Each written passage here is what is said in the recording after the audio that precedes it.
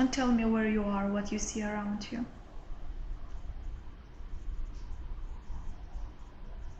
I see what looks like a bridge. Is it daytime or nighttime?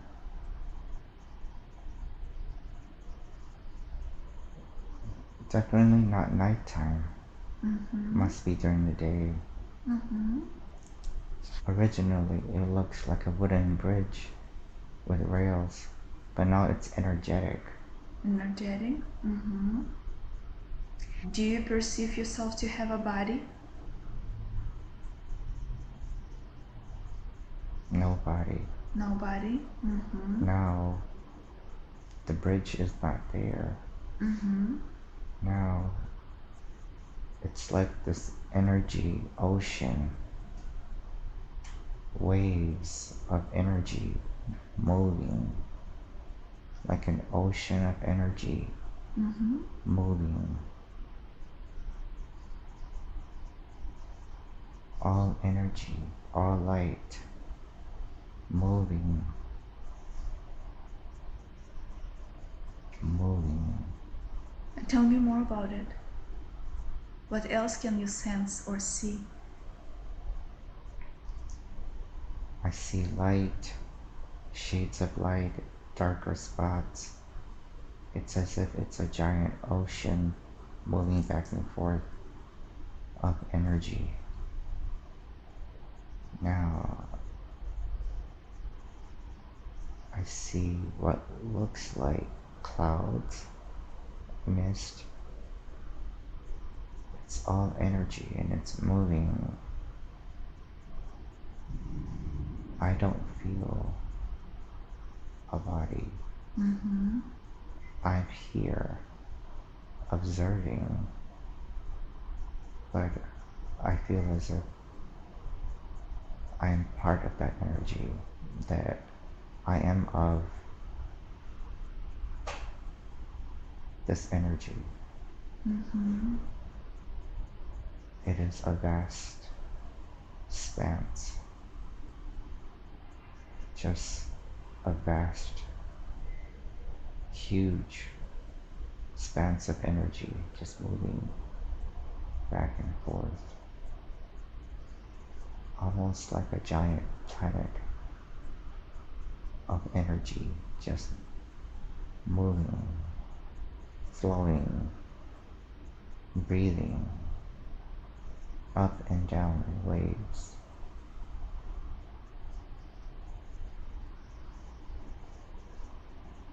Mm-hmm.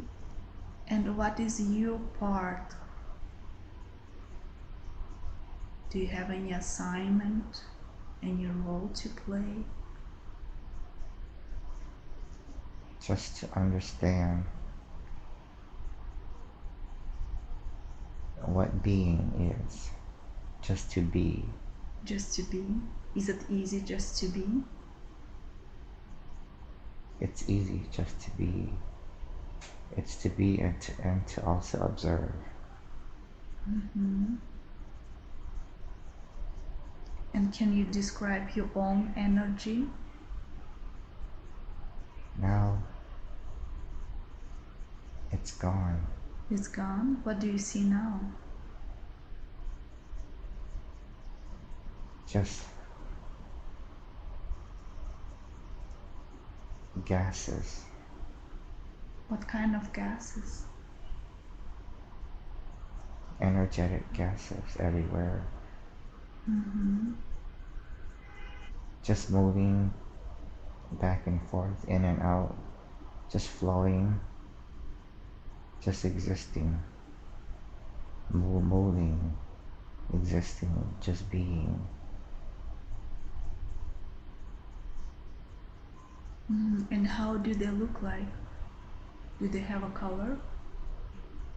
White, orange, red. It's not, it's a mix of colors. Mm-hmm. It's a combination of white, orange, and red with dark spots. The dark spots are further away. It's just flowing gases, flowing, moving. Do the colors have a meaning? Do they mean anything? Do the colors represent anything? The colors are just the colors of the gas. They're spinning. Some of it's spinning in circular motions. Some of it's just flowing back and forth, breathing, moving. It's beautiful. Very serene. How does it feel to be there? Peaceful. Peaceful. Feels like home. Yes. Do you have a color as well? I'm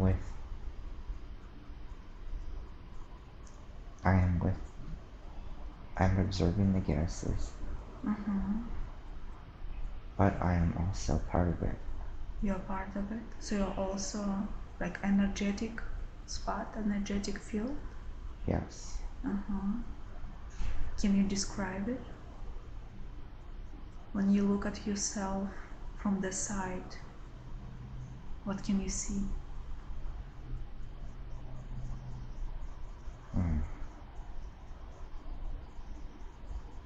I now see what looks like a pyramid. Looks like a pyramid? Yes. The pyramid is coming up from the surface.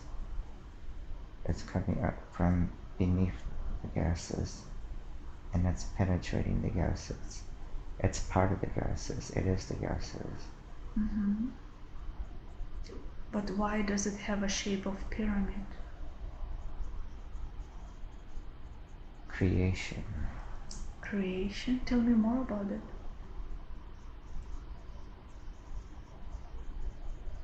When the consciousness of the gases decide to form into pattern, they form into a pyramid, a cone-shaped object, four-sided pyramid. The pyramid is no longer. It came from the gases. It was created out of the gases. And now it's back in, it's coalesced back into the gases. So the gases can create another shape. The gases are deciding again what to create, what shape to create, what form to create. So they have the power to create whatever they want? They have the ability to form shapes. And the gases are energy. And how do they do it? How do they create a form? They combine in effort, in pattern. They align themselves all together in cooperation to create a shape. Before that, there was just fluid motion, some sort of chaos, a chaotic movement. But when they decide to cooperate, then they can create patterns, shapes. That is how creation is born. From flowing energy into geometric shapes is how creation is born. And the substance is light.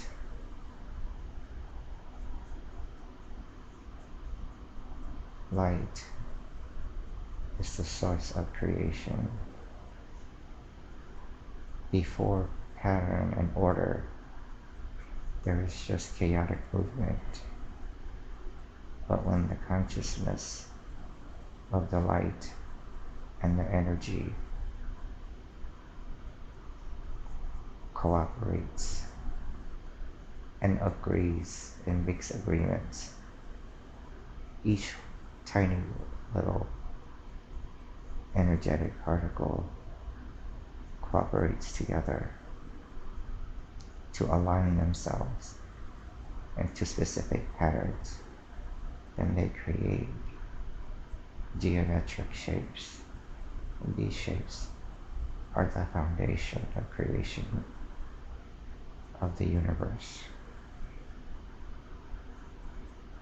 That's where the sacred geometry comes from? Yes. Mm-hmm. When the consciousness moves the energy, the consciousness and the energy are one. When they decide to cooperate, they create shapes and more shapes. And evolution occurs when the shapes become more complex.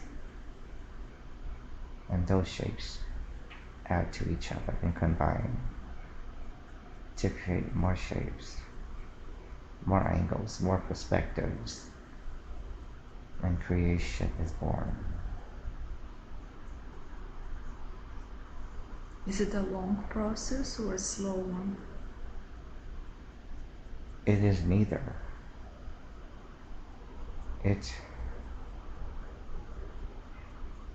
There is no time. It just happens. Mm-hmm. The reason in the beginning, when all energy just flows and moves back and forth, it's undecisiveness.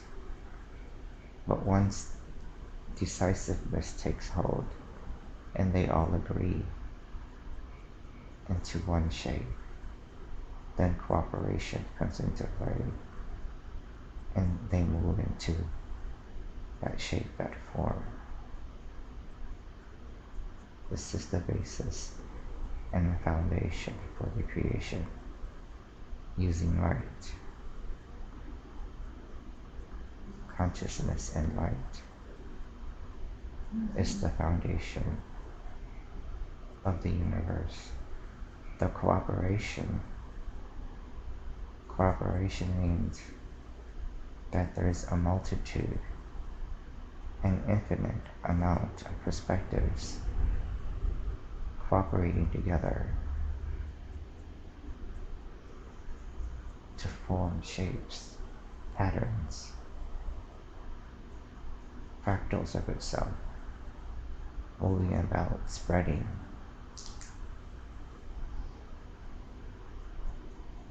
Mm-hmm.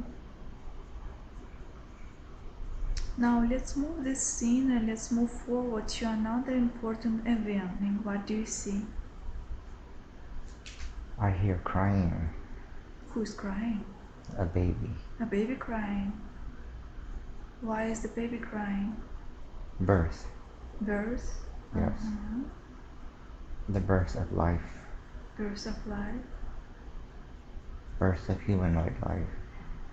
Tell me more about it. The birth of humanoid life is the ultimate creation of the universe. This is the epitome of creation that the universe has done. For the universe to cooperate so intensely and so significantly with all parts of itself in order to create a humanoid being, a being that can interact with the universe as well as be part of it, even a being that can separate itself from the universe or its surroundings due to an individual perspective. This being is the tool, the modality,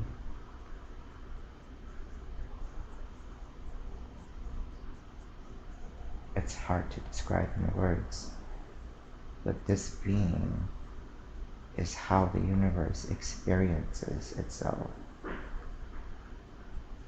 in deeper and more profound ways. The universe, when it just flows in and out of itself, has limited perceptions, limited experiences. The universe,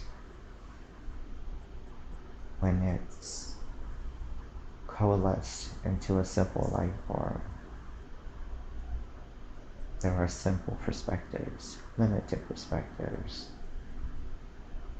But when it coalesces into a humanoid being, it can then experience itself in an infinite number of perspectives with infinite emotions, infinite points of views, infinite and energetic expressions.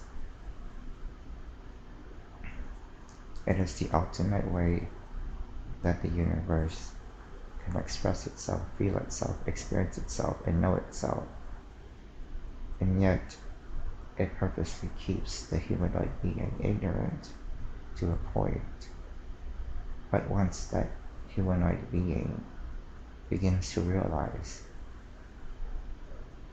that it is not separate from the universe, but a part of the universe, an extension of the universe, and that it can coalesce back into the universe itself, and then recoalesce into itself again, value its individuality, but also value the collective, then it has gained, it has come full circle.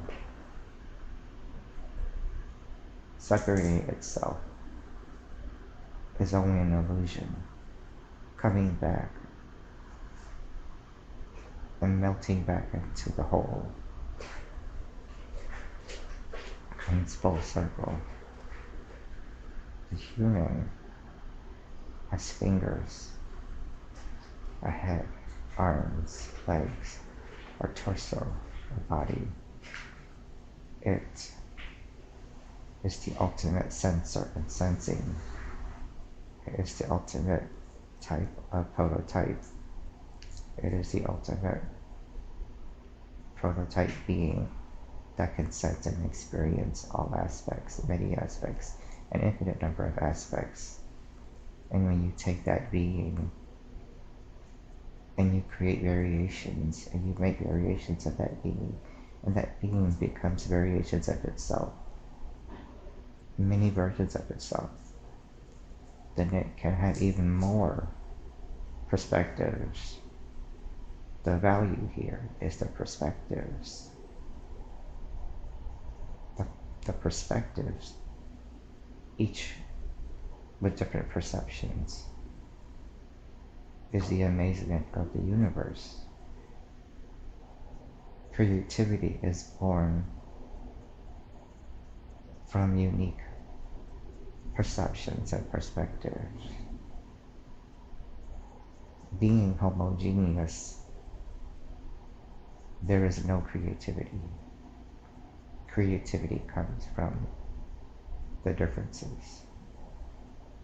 And when the differences can be patterned into a meaningful and creative manner, then that is called art. The universe is creating art when it creates beings. Beings create other beings, and it doesn't stop.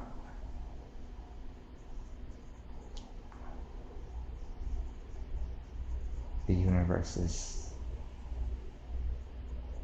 infinite. Infinity is the ultimate lesson. Many beings believe that they are finite. The true ultimate realization comes when they realize that they are infinite, infinite, in that they are not only one but many, and they are all things and everything. We live in the universe, but the universe is within us. We are all one. Once we realize that we are not separate, that we can melt back into the universe, then we are free. Free from our singular perspectives, and we can harness a grander perspective. And as our perspectives climb higher and higher and higher, we then journey back to the source, where there is only energy and light and consciousness.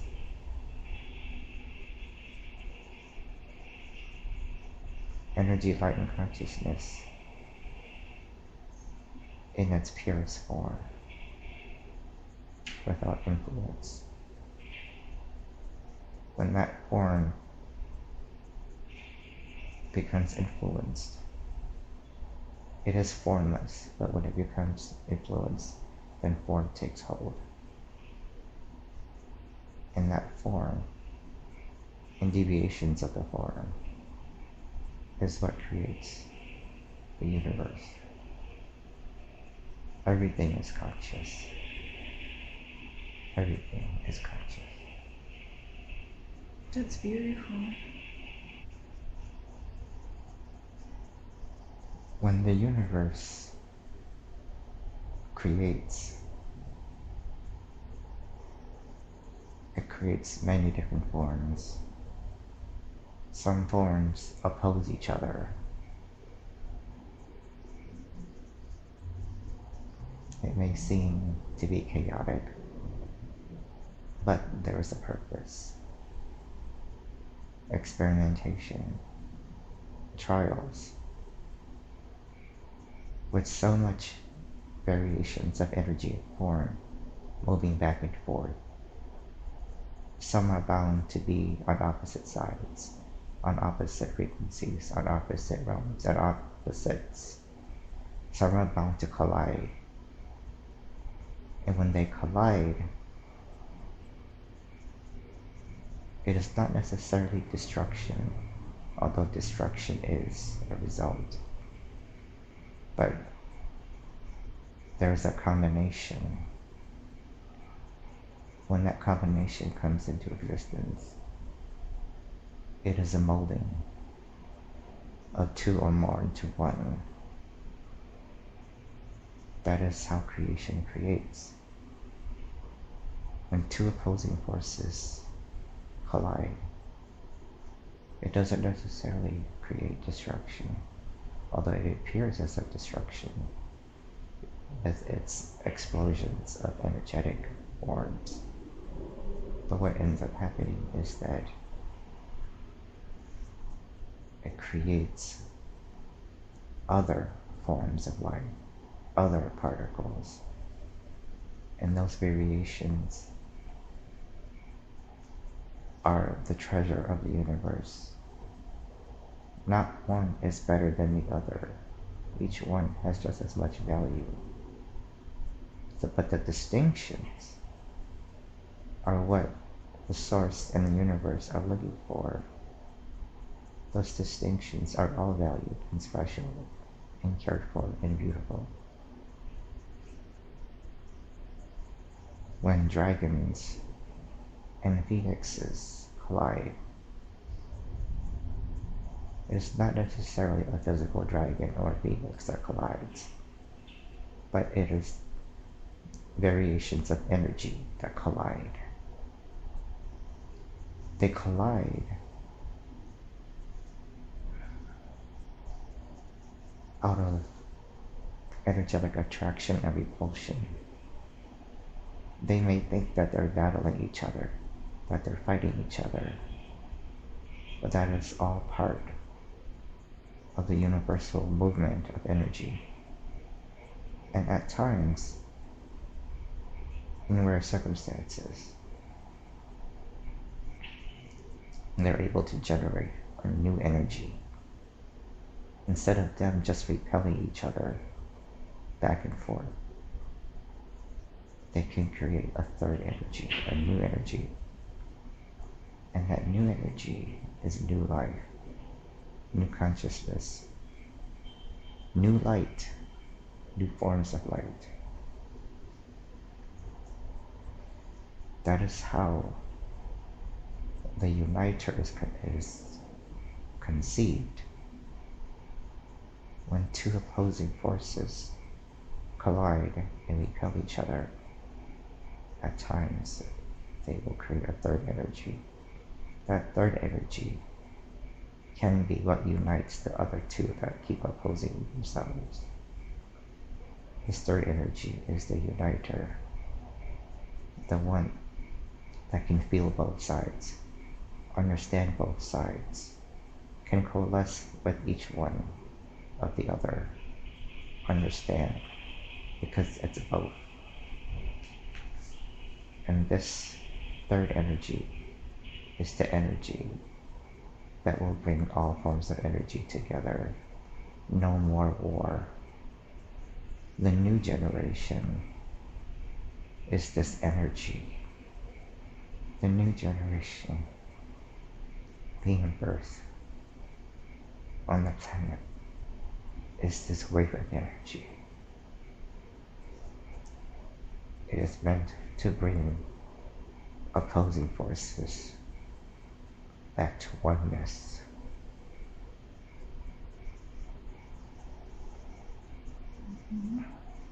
Interesting. Now leave that scene and let's move forward to another important day. We have now moved forward to another important event or another important day. What is happening?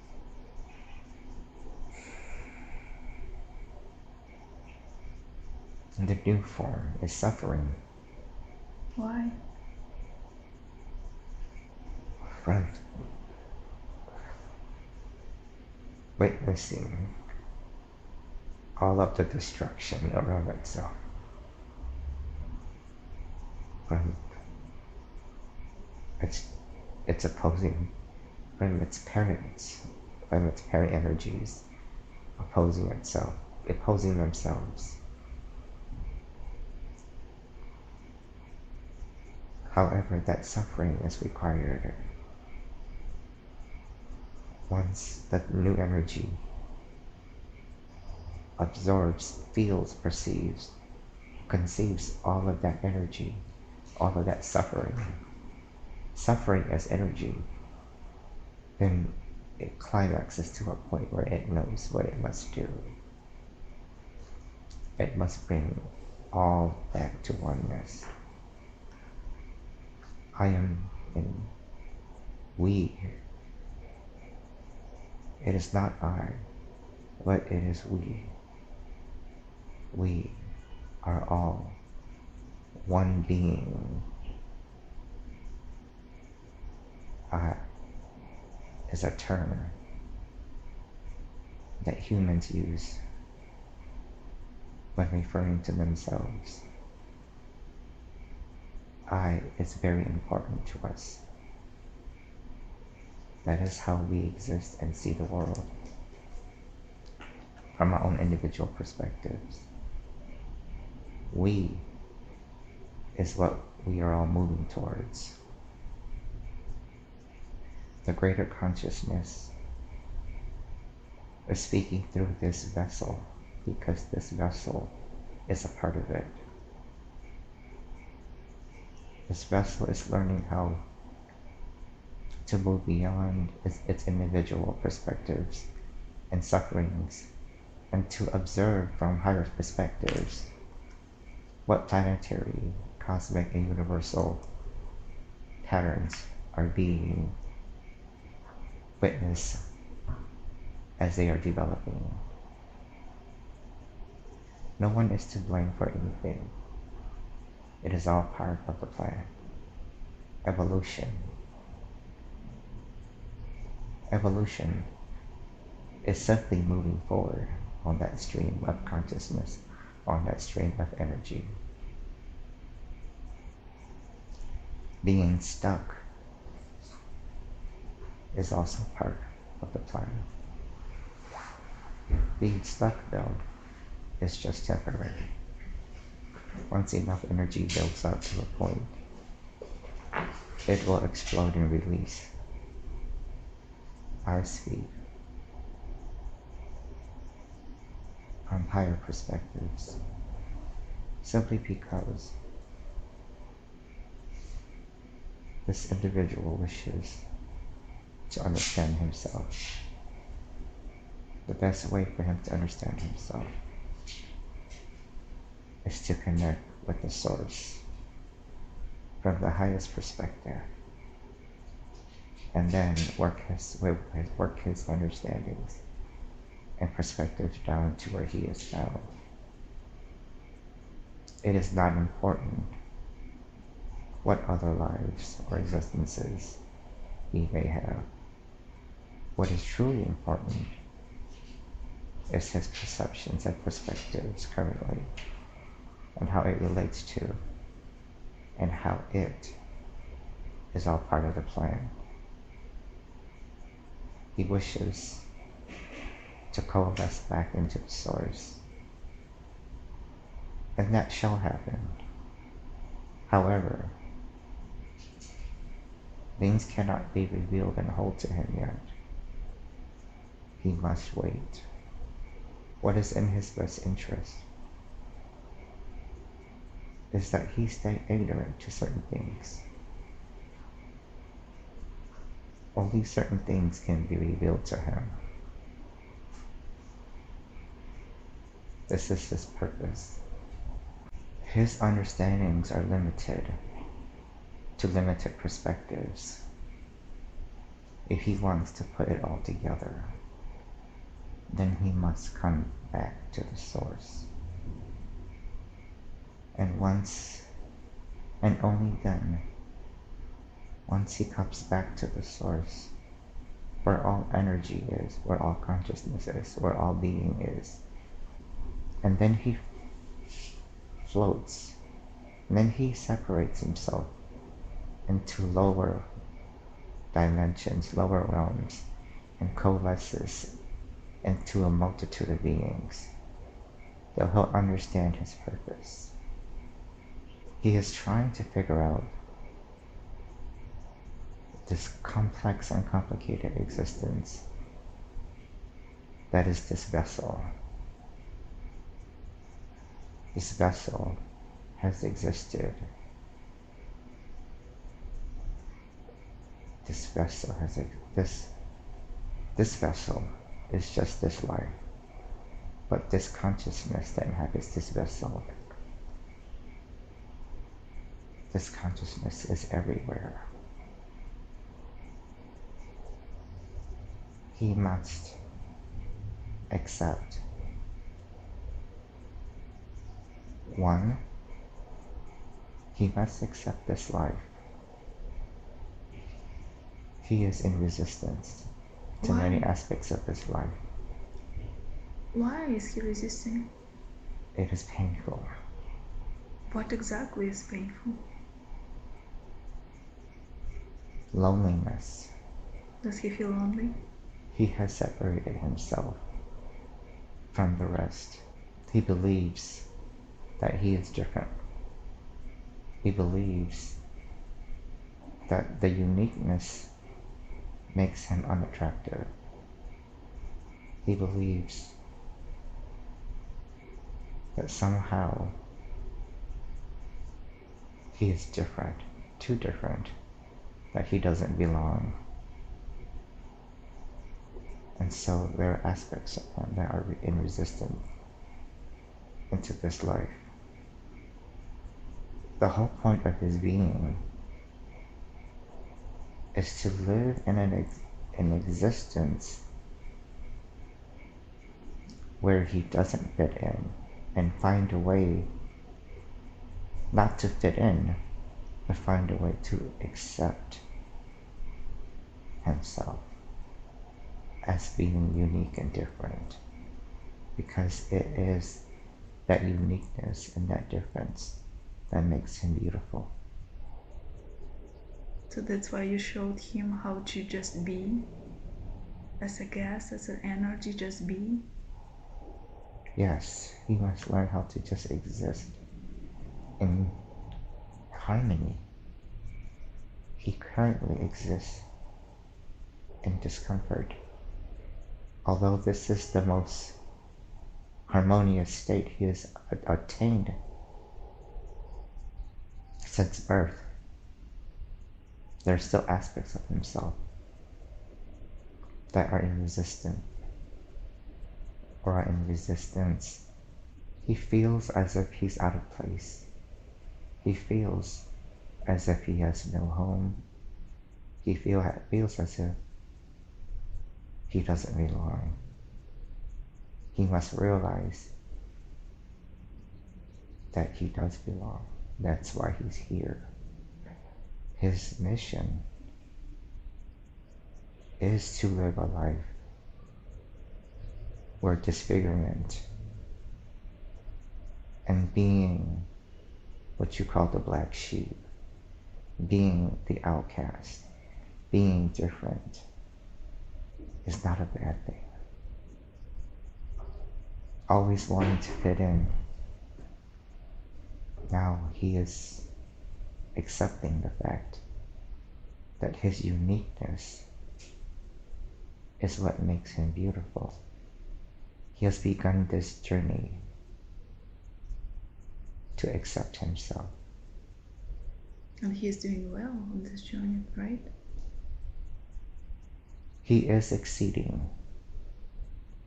There are still remnants and aspects that he must work out.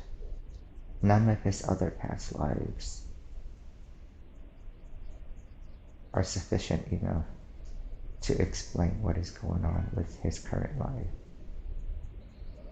All that he needs to know is that he is beautiful and that he must accept himself, and that he should accept himself fully, not just partly, not just mostly, but all of himself. But how can he do that? He must not deny love for himself. He must not deny love for others. He must not deny love for all that is around him in the universe.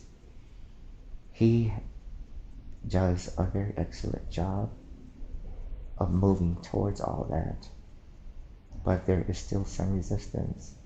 The resistance comes when he continuously compares himself to others. The resistance comes when he continuously compares himself to the general population, to the standards that the society has set forth in its programming. How can he release that programming? The key is for him to be aware and conscious of the programming and the standards of the society, but he doesn't need to accept it. His own inner standards, his own inner self and being is what's important. He should not live his life trying to achieve and trying to meet the standards of society and the standards of others, but to live his life, knowing that he is and has already reached a level of understanding beyond that of many, and that it is not the standards outside of him, but it is the standards inside of him. And there really should not be even any standards.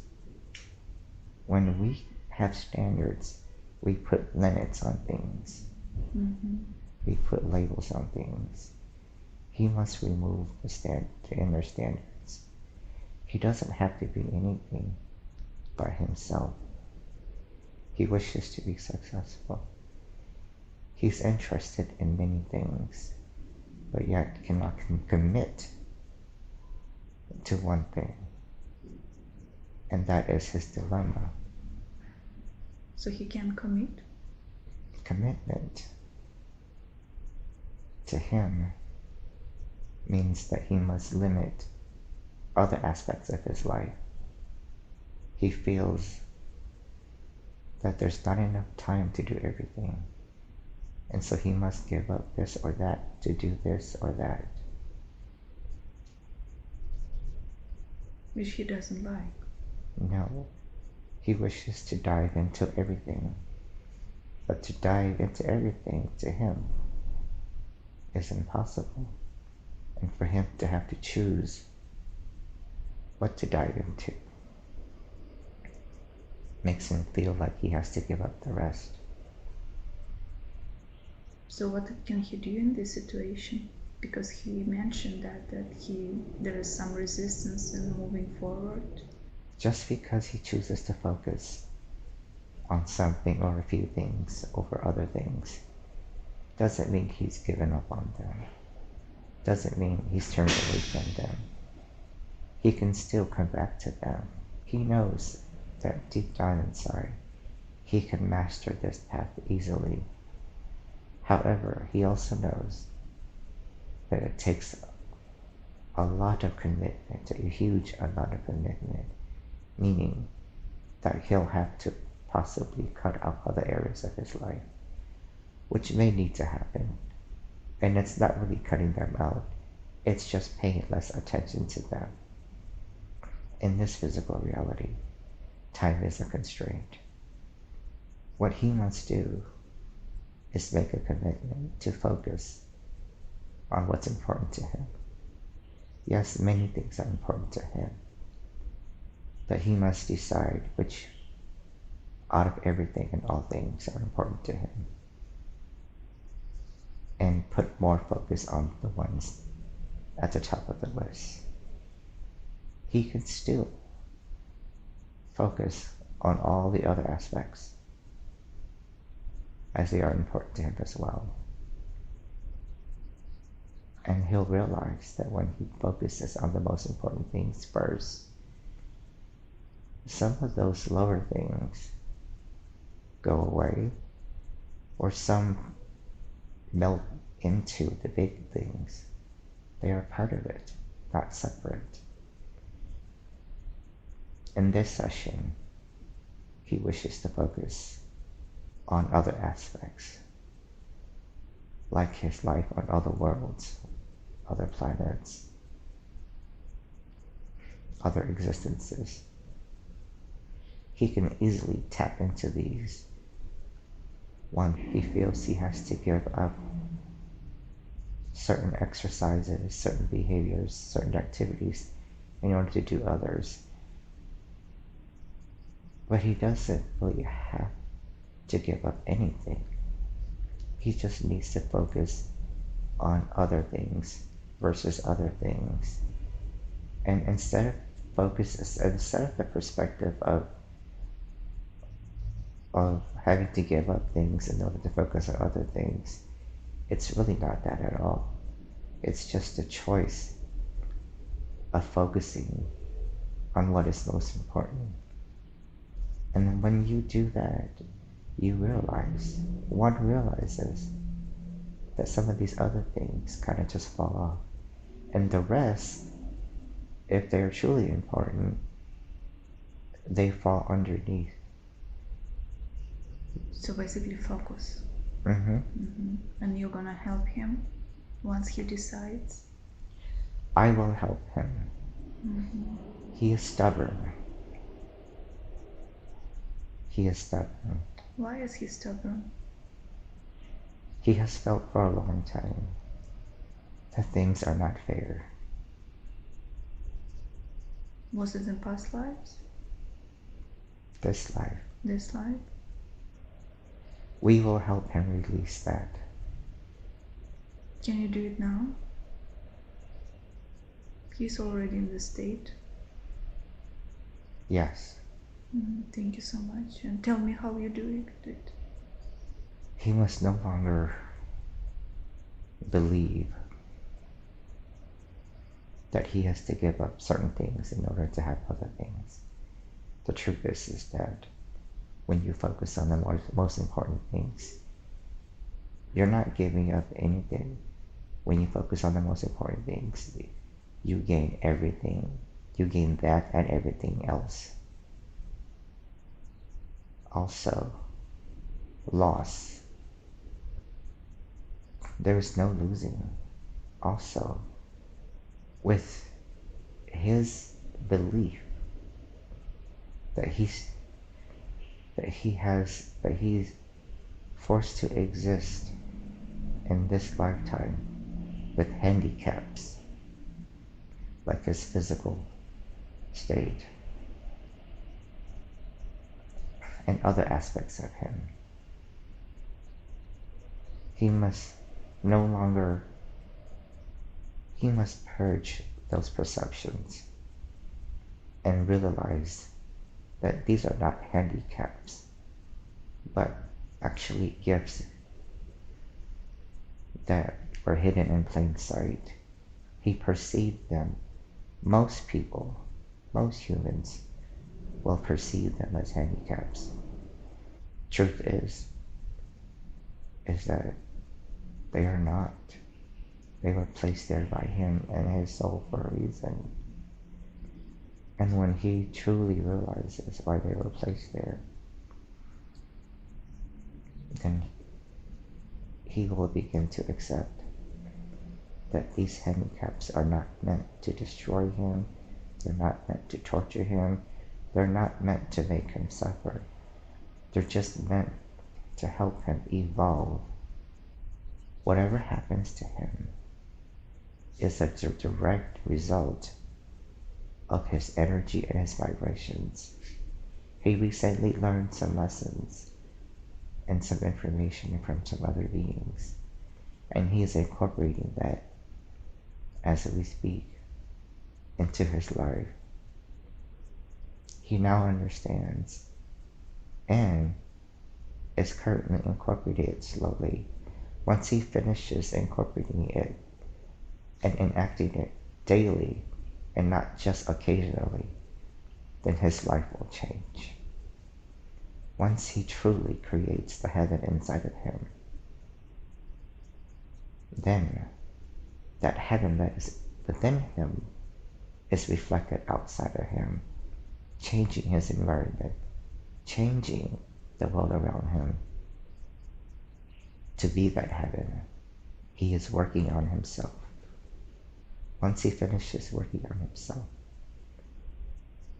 to a certain point, then he will see all of the, what we would say, developments, or what we would say,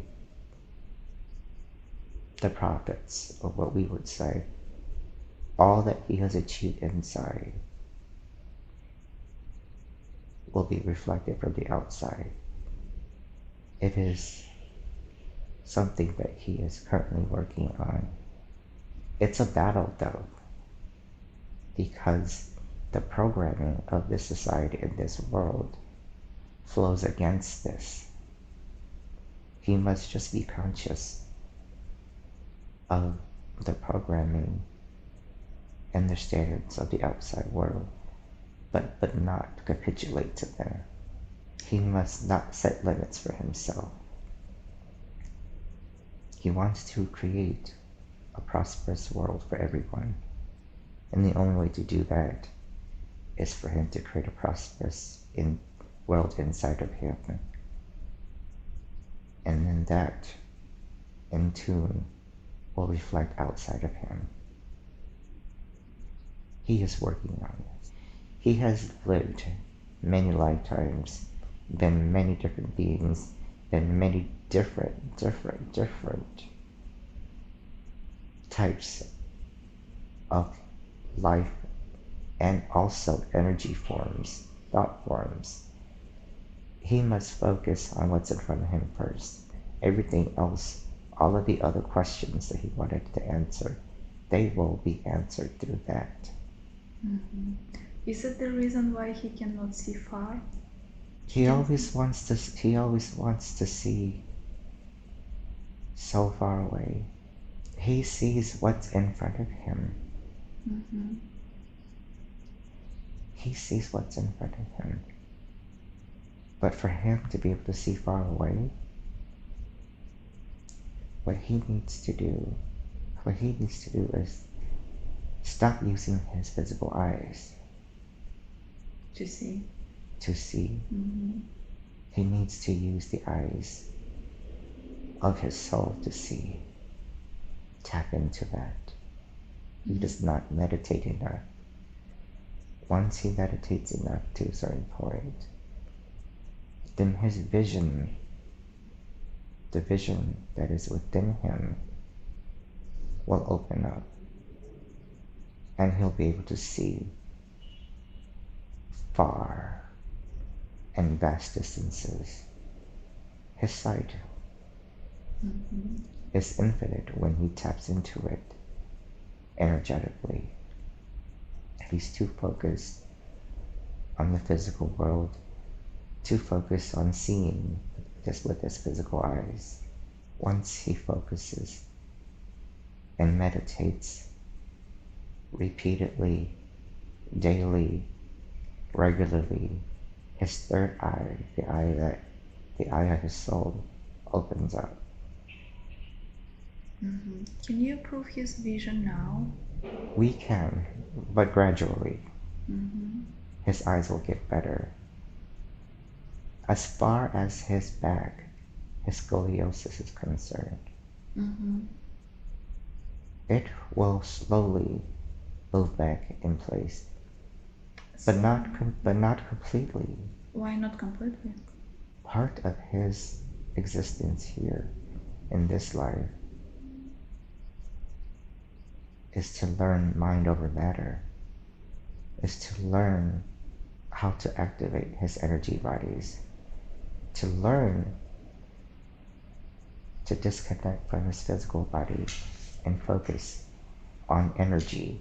If and when he can do that, he can move and reshape himself on his own. However, we know that that may be a task far away, far ahead. We will assist him. Mm-hmm. We will assist him in this process. He is to channel source energy. He has already made an agreement with source to channel source energy and channel source consciousness. That is why it is source that comes out first.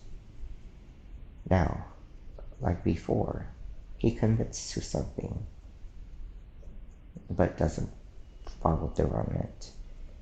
He has already made an agreement with source to channel source energy and consciousness. As he's learning, his connection to source will grow. He already is connected to source. Mm-hmm. He has already channeled source. And with the source energy, he can heal others. So he is in the right path, right? He is on the right path. He just must give up some of the beliefs that he has to choose this, or this, when in reality, he doesn't. Mm-hmm. Focus on the most important things, and you gain everything. Mm-hmm. His being cannot be compared to the general populace. It is true, he is unique. And with that uniqueness comes specialty. It is not a disadvantage to be unique, but it is empowering to be unique. He has created many breakthroughs in his life. It's just this one breakthrough that he is resisting. We will help him with that. We will help him with that. He will stop resisting. He will do everything he can to break through that wall. Once he breaks through that wall, then the green light for everything else on his list will open up. All the beings coalescing around him already see the potential in him, and they are all in support of him. The angels, the archangels, the ascended masters, Mother Earth, the sun, the moon, his ancestors, the gods and goddesses that are paying attention to him, the many different heavens from where his guides come from, and the heaven from where he existed once, and also all of his star races or star families that he once existed in. They are all in support of him. And the truth is that, yes, there are some lives that lead to other lives, but all lives exist. All lives exist at once. So, yes, reincarnation, lives happen, and that one life will result in a desire to experience another life. Yes, lifetimes do happen in sequences, but the truth is that it is not. But the truth is that yes, even though there may appear to be, it may appear to be as if one life is lived after the other. It is not linear. We've already communicated to him that existence is multifaceted. It is multidimensional. He exists at the same time. And he exists in this form and in many forms altogether. What we consider past lives are actually living right now. What we consider future lives are existing right now. All of it is now. They are actually different versions of him. Same soul, just different versions. Imagine a single point that has exploded out into many different points, and each one of those points is a different vessel experiencing and gathering and collecting data for that initial point. That initial point is connected to source, and all the smaller points are connected to source. Mm-hmm. And what is your life purpose exactly? His life purpose is first to just exist, and to exist in harmony. There has been disharmony in his life. He is misshapen. He grew up in a family where his parents did not love each other. He grew up where his lifestyle was not accepted. He purposely placed so many obstacles, so many challenges. He purposely placed so many things for him to experience in this life, not to destroy him, but to help him evolve. So It is like a rock where he is receiving pressure from so many different sides. If he can withstand the pressure, if he is not able to withstand the pressure from all these different points, from all these different points of suffering, then it will crush him. But if he is able to withstand the pressure and the stress from all of these different points, then what it will do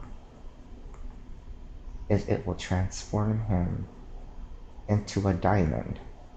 He purposely placed himself in this particular existence with all these many different, which you would consider challenges or situations that are not ideal.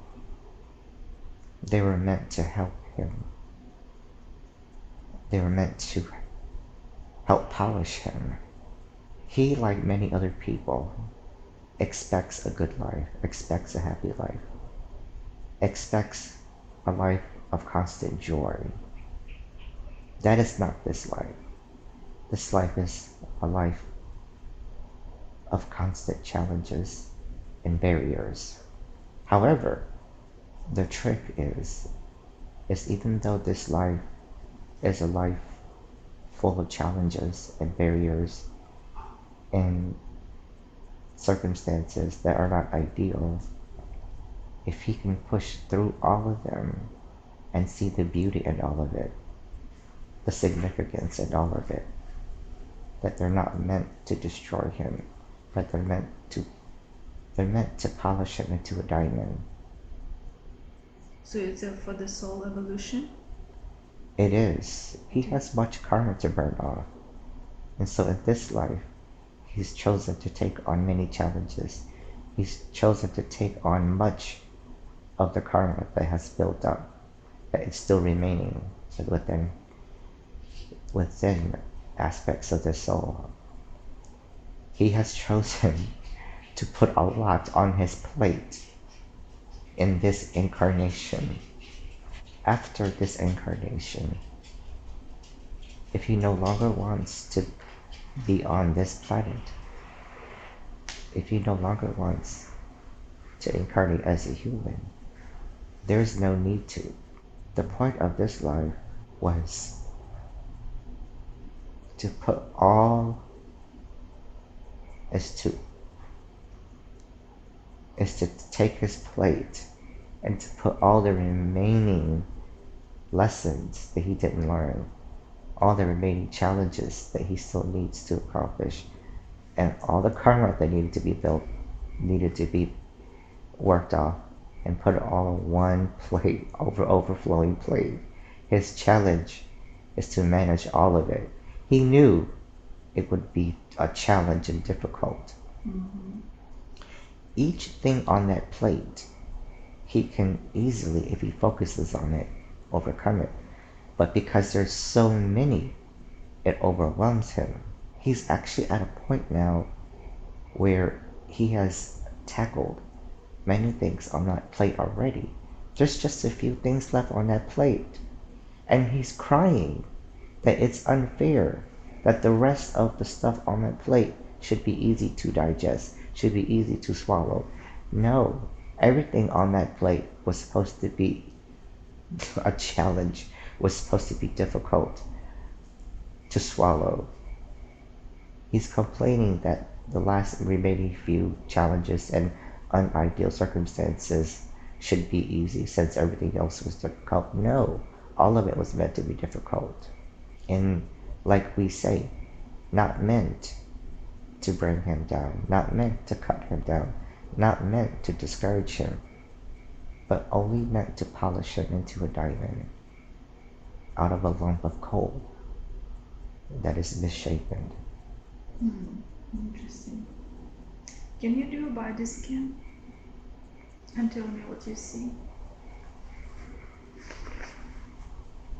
He is healthy, although he does need, and he already understands, his physician has already told him to stay away from carbs and sugars.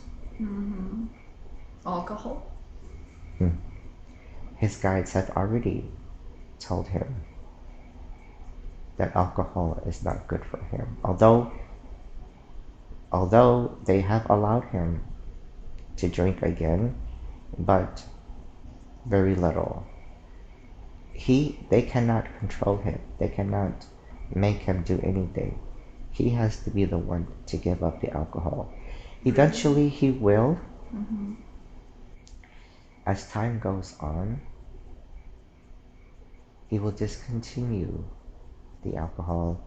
He will discontinue the carbs, the breads. He will, he will discontinue the sugars. We will help him though. We will help him. These things will no longer be appealing to him. He will no longer find pleasure in them. Mm-hmm. And he will easily be able to give them up. And it's not that he actually gives them up, it's that he just doesn't pay attention to them anymore. See, he as a human, humans have this thing where if they have to give up something, it's like a loss. It's a limiter. Humans like to be free. Humans like to be able to access whatever they want to access. Humans do not like laws. The truth is, it's not laws. It's just you focusing attention on other things and less attention on certain things. Once you focus less on alcohol, sugar, and carbs, and you focus more on healthier foods, then things begin to change. We understand him and we will help him. Just like he gave up cigarettes, he will give up these behaviors. Are his all chakras balanced? Could you check his chakras, please? His chakras are not balanced. Could you balance them too? We will balance his chakras. His chakras are directly related to his emotions. Most times they are okay. There's still floating remnants of unideal things that need to be purged. And they tend to cause him to cycle. When he's cycling through his emotions, it's because those chakras are being stirred up, and whatever is loose that needs to come out is being pushed up, but not necessarily pushed out. We will help him. Can you do it now? I know you can do it. We are doing it. You are doing it? How are you doing it? Tell me. I'm really curious how you're doing it. He is in a state of high relaxation. The trick to balancing his chakras is balancing his emotions and the deep-seated emotions that are locked within him are being released.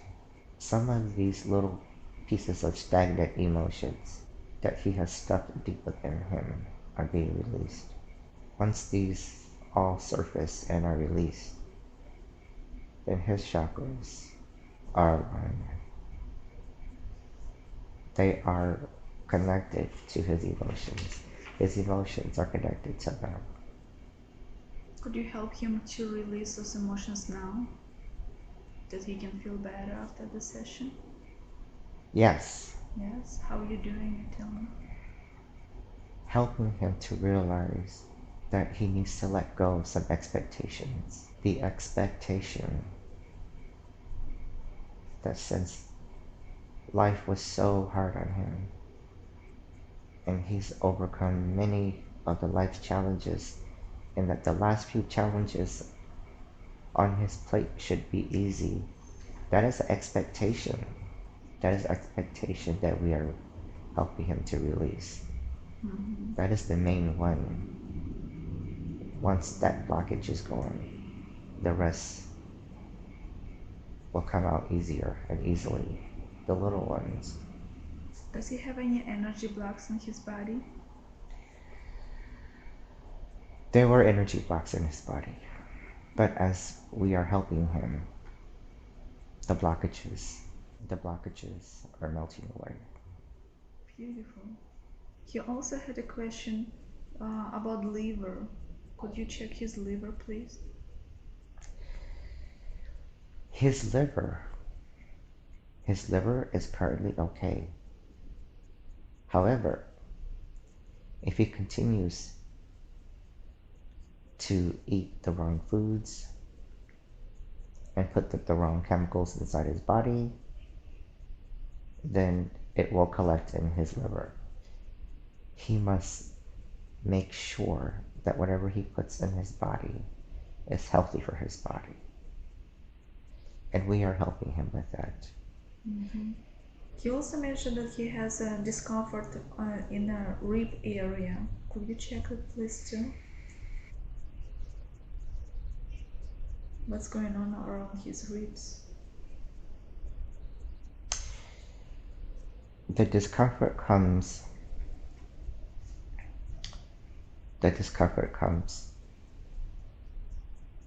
from a combination of issues.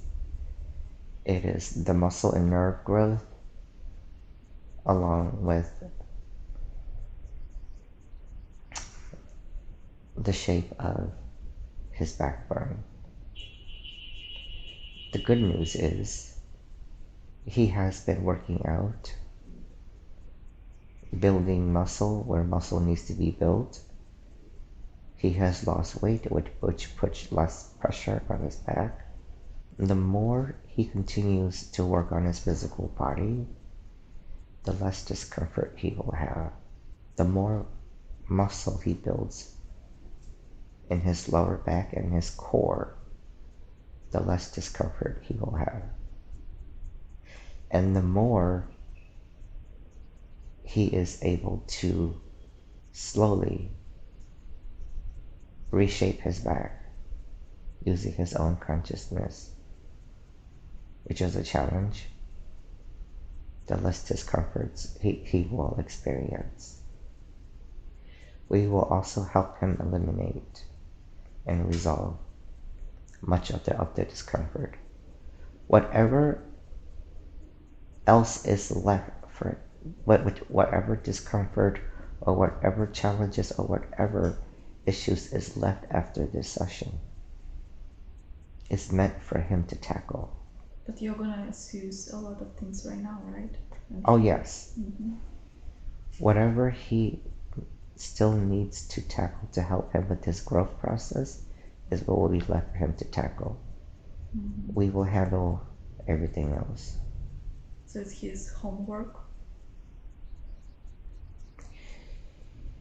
His homework is to meditate.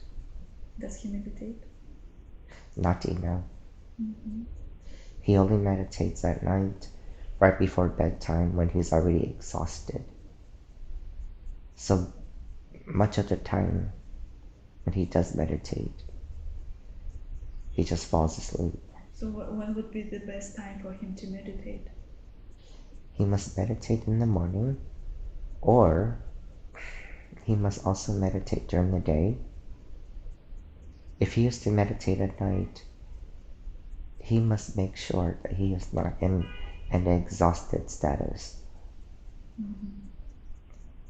He must set the intention to meditate, create a safe space, which he does, to meditate, and then stay focused on the meditation.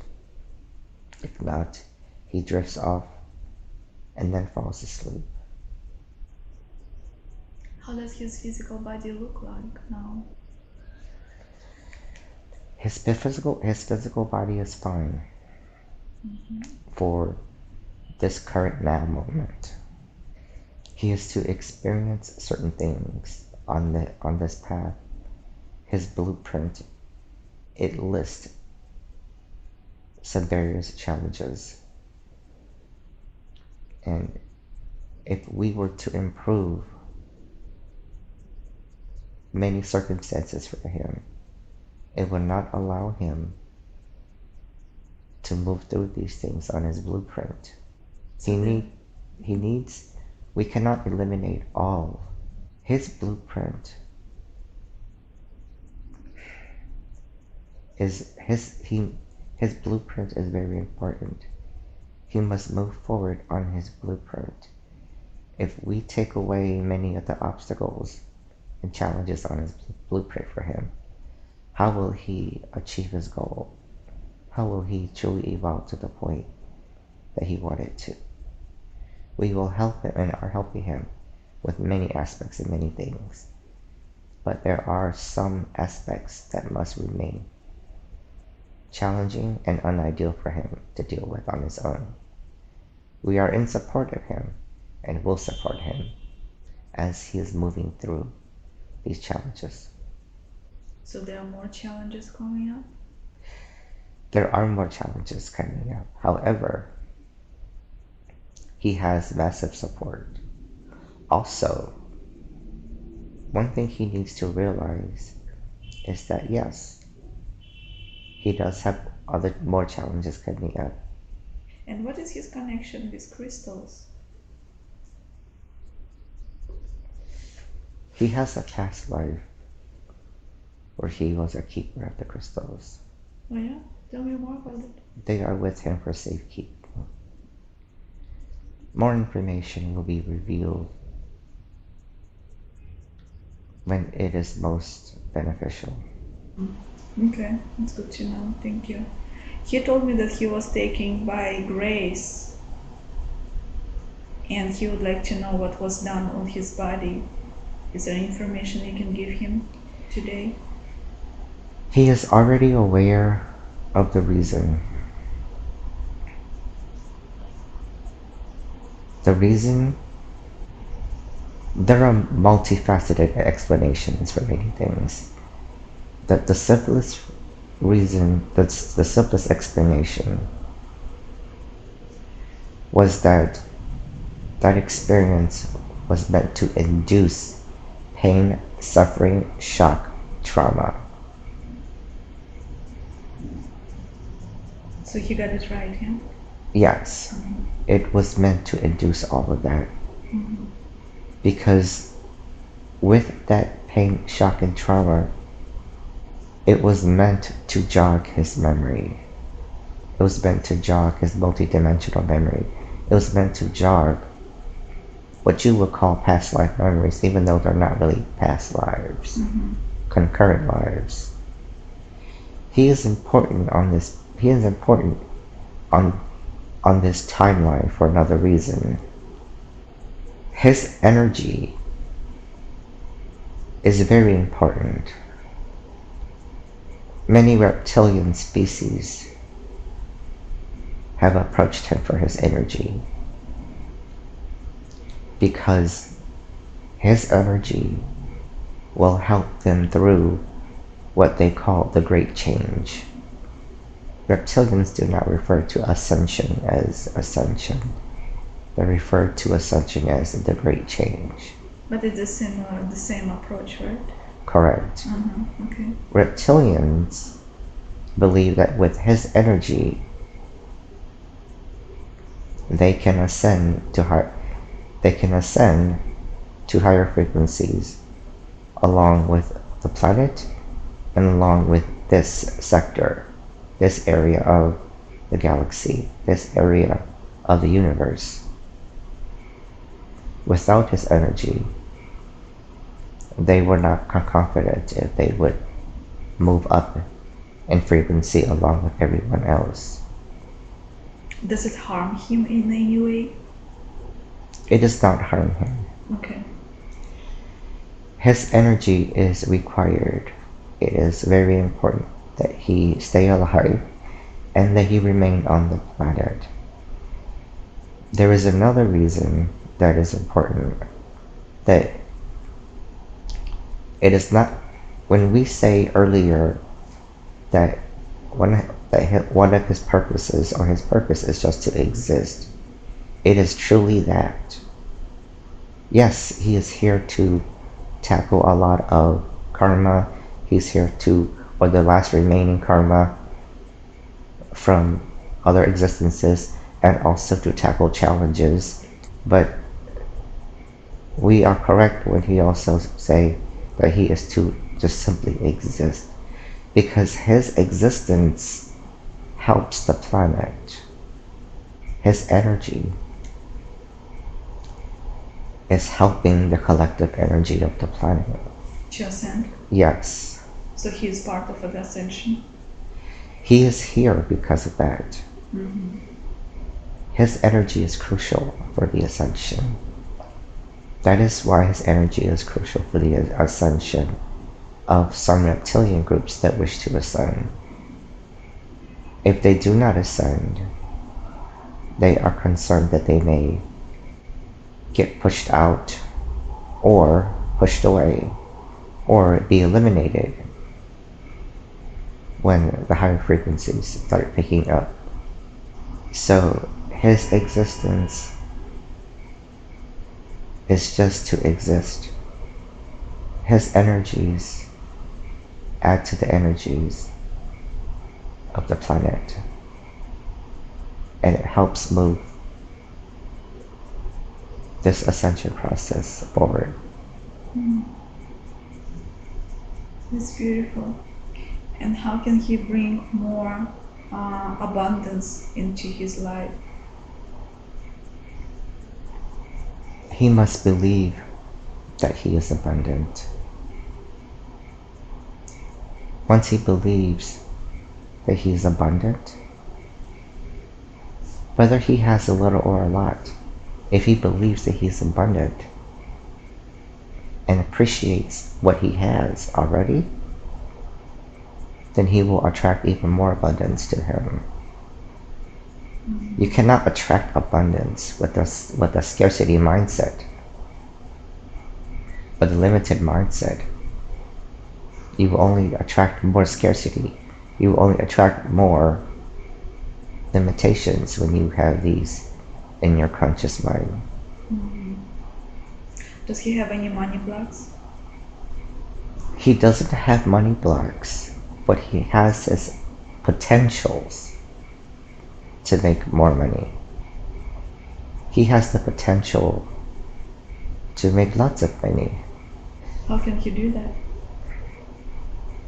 He feels that he must pay more attention to other areas of his life because of the limitations of time. We are helping him to realize that there is no limitations in time, that he can focus on making more what you call money. He can focus on attracting more abundance and wealth and prosperity to him with his own vibration, as well as create a second income stream. He can do anything he wants. The only block would be him. All he has to do is to put focus on the right things. Once you are on your path, then everything falls in place, and you can easily pay for things. You can easily come up with more income. You can easily create another income stream when you're on your path. It is only when you're off your path that it becomes difficult because you're not on your path. So you are resisting. And when you're in a resistance, then that's when life becomes difficult. And it seems like everything you do just isn't working out. It's because you're resisting your path. But when you're no longer in resistance of your path and you're flowing with your path, then whatever you need, the universe will provide. And in addition to that, if he needs or wants a second income stream, he can easily create it as long as he's on his path. So basically, like, when you follow your path, everything aligns. When you step to the side, then you're gonna hit the wall. It's like a sign that you're not on the right path, or how does it work? Correct, because it's supposed to help guide you back onto the path. Like, he's ventured off the path more than once, and life hit him really hard. Did he understand it? Yes. Yes, okay. And now that he's back on his path, life has become smoother for him. Could you check, please, if he gave any vows or promises in his past lives that are holding him back? In his reptilian existence, in his reptilian existence, now energy flows through his body severely because of this. Mm-hmm. The question is, why have the reptilians been after him for so long? Over thousands of years, thousands of incarnations. Why have the reptilians, why do they revere him? It's because he made promises. What did he promise? To help the reptilians. And now he doesn't want to? He was running away, but he stopped. Why did he stop? One gets tired of running away. In this life, after the trauma and the experiences with the reptilians and the greys, he realized how traumatic and how unfortunate things are. Running away for so long,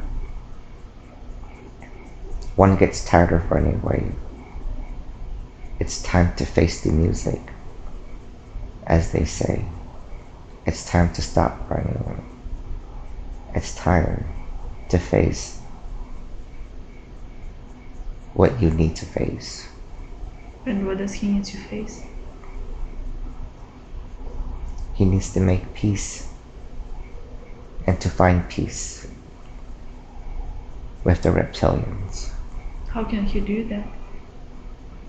He ran away from his responsibilities.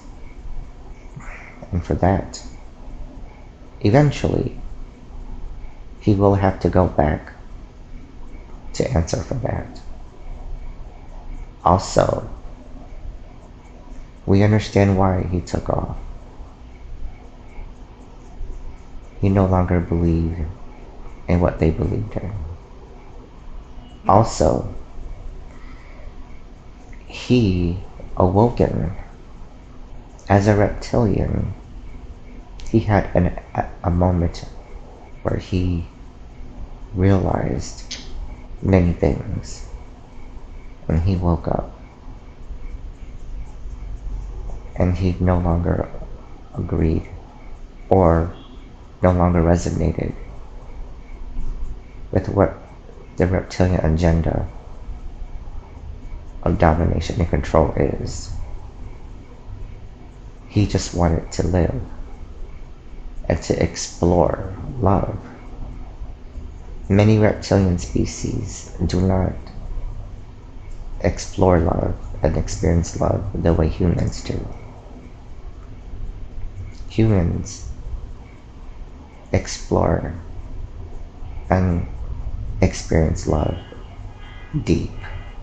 Part of his journey here on Earth is to experience and learn all aspects of love, even heartbreak, heartache, even loss of loved ones. Learning all aspects of love is how you learn what unconditional love truly is. Even many humans do not fully understand what unconditional love is. Some will only love you or accept you if you believe in the same religion, if you belong to the same organization, if you have the same color of someone's skin. Unconditional love means that you love that person no matter what they are, no matter how different you are, no matter how that person has diverged from your path. Learning what true unconditional love is takes time. Many, many, many thousands of incarnations on Earth. With that knowledge, he can utilize that experience and knowledge to help some reptilian species evolve. Just like some of the reptilian species that have already asked him for his light. That light contains unconditional love. So that was a part of his promise to help them, that he's giving his energy, his light? Part of his mission is to help reptilians, some reptilian species, truly learn what unconditional love is, especially the ones who are service to self. Mm-hmm. He also had another question about his birthmarks on his body, and especially the triangle he showed me before the session. The triangle? Mm-hmm. The birthmarks. Looks like a pyramid. Yes. It is one of his connections to his past, one of his connections to energy, one of his connections to energy structures, one of his connections to the beginning of time and creation, one of his connections to Thoth. It represents many things. This basic structure means it is associated with many things. And that's why it has appeared on him. He understands that the pyramid, the triangle, these sacred shapes are the basic building blocks of this universe. When light and consciousness shape themselves into these basic building blocks, creation happens.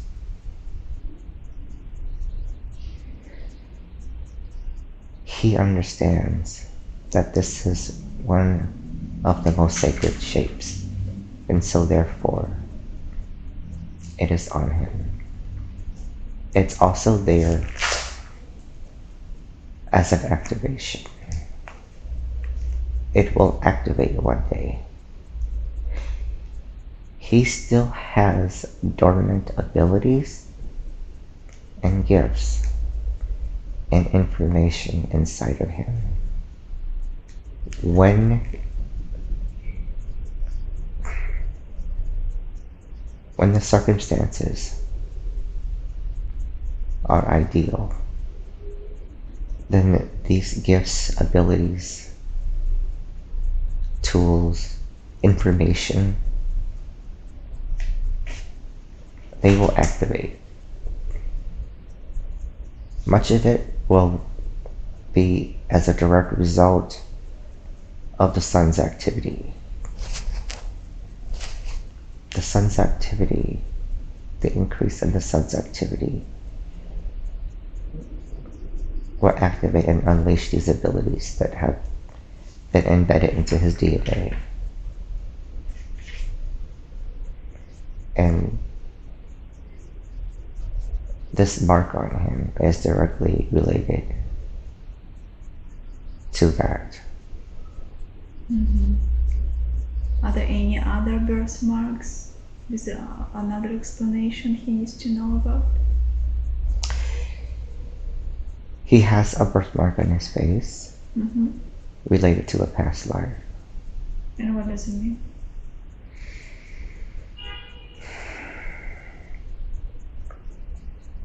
It is nothing too significant for him to know now. He has been both male and female. It is more of a reminder of a female past life.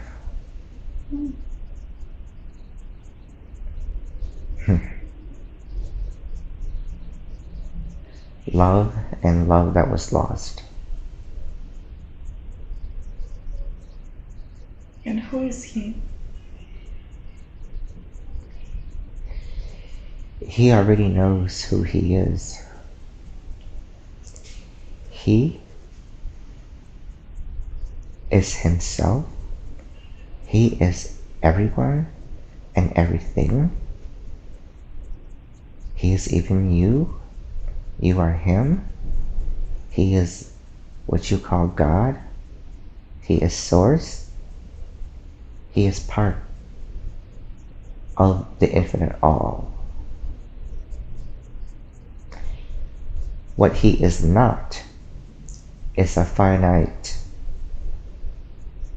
being with limitations who is experiencing a life of lack. That is not him. He is truly an infinite being of immense love and has taken upon himself to incarnate into this existence to gather information, experiences, and to push himself through some difficult things. When you push yourself through difficult situations and things, and you survive, you come out on the other side a lot stronger. Like they say, what doesn't kill you will make you stronger. Mm-hmm. Yeah. Is there anything else you wanted to ask but forgot to write it down? Could you check with him, please? We have answered all of the important questions that he has wished to dive into. Mm-hmm. Many of them we have chosen to delay answers because it is not within his best interest to dive into them at this time. Mm-hmm. Is there any final message you would like to share with him? Believe in yourself. Believe in yourself and never give up. Any advice you can give for all of us as collective? The advice is